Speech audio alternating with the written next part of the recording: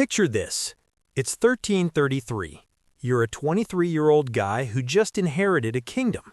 Sounds great, right? Except your kingdom is basically held together with duct tape and prayers. Your neighbors are actively trying to steal your land. Your economy is in ruins.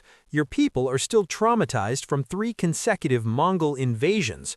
Oh, and literally nobody, not even your neighboring kings, recognizes your royal title. They're calling you the King of Krakow, like it's some kind of insult. Most people would panic. Most would probably start a war or two to prove themselves. But Casimir III of Poland, he did something completely different.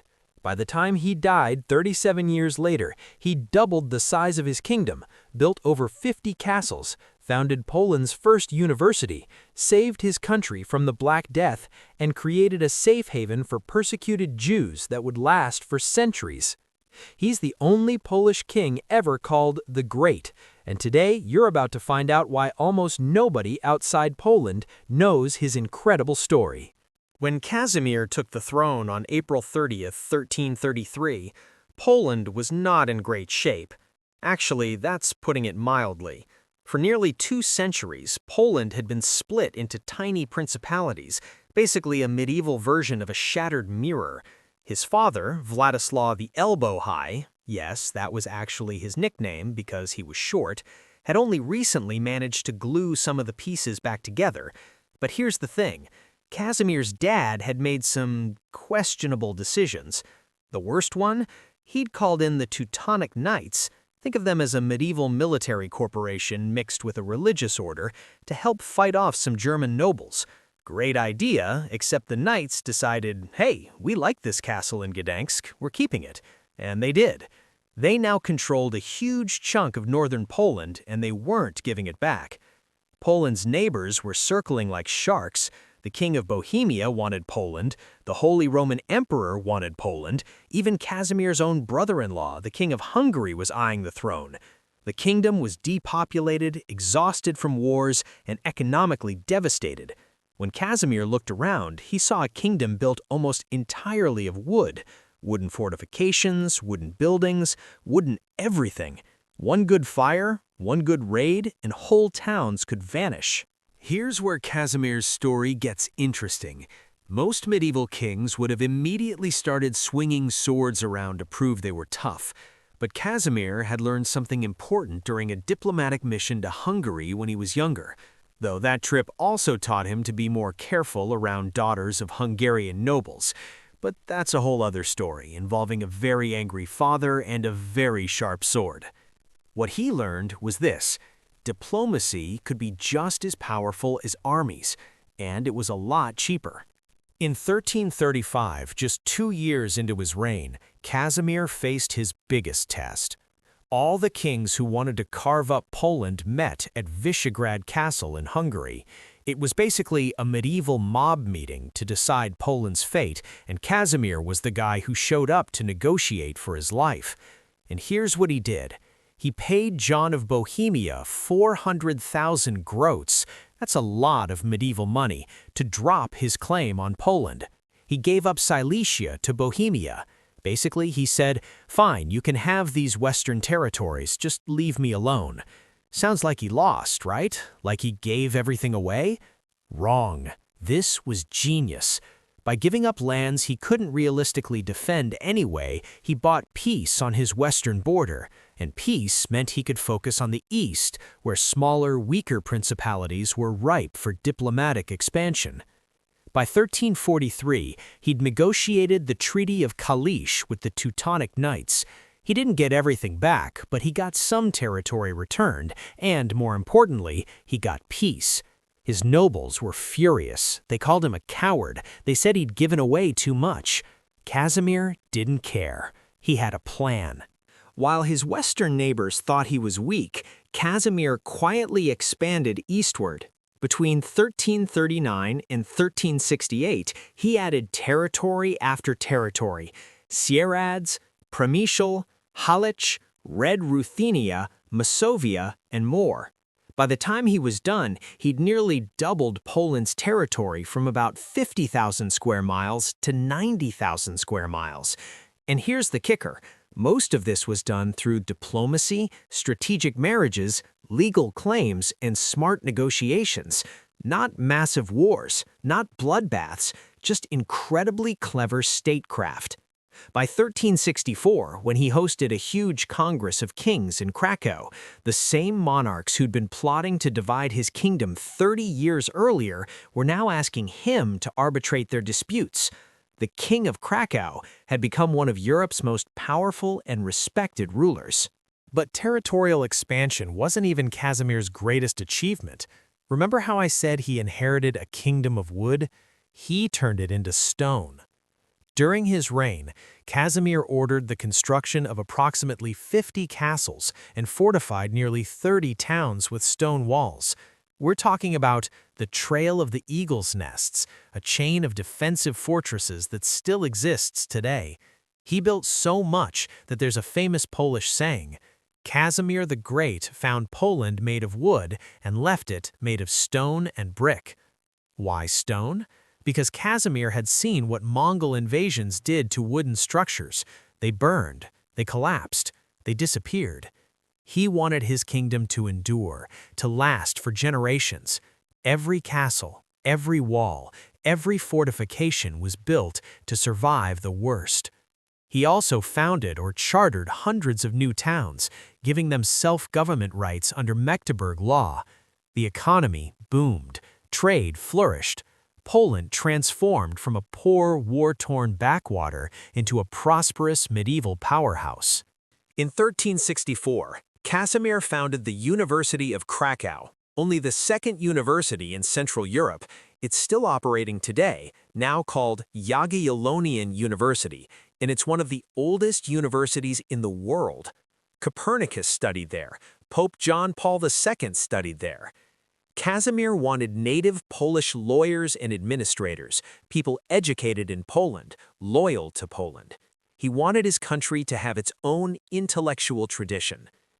Casimir also completely reformed Poland's legal system. In 1347, at the Diet of Wisła, he introduced comprehensive legal reforms, new civil and criminal codes that unified Polish law. People called him the Polish Justinian, after the famous Roman emperor who codified Roman law. His reforms created more equality between nobles and commoners. They made the legal system more predictable, more fair. This wasn't just about justice, it was about control. A unified legal system meant a stronger kingdom, one where the king actually had authority. Then came 1348, the Black Death. The bubonic plague tore through Europe like a wildfire, killing between 30 to 60% of the population in most regions. Cities like Venice and Pisa lost 3/4 of their people. It was apocalyptic. But Poland? Poland was barely touched. How? Casimir closed the borders. He set up internal quarantines between towns.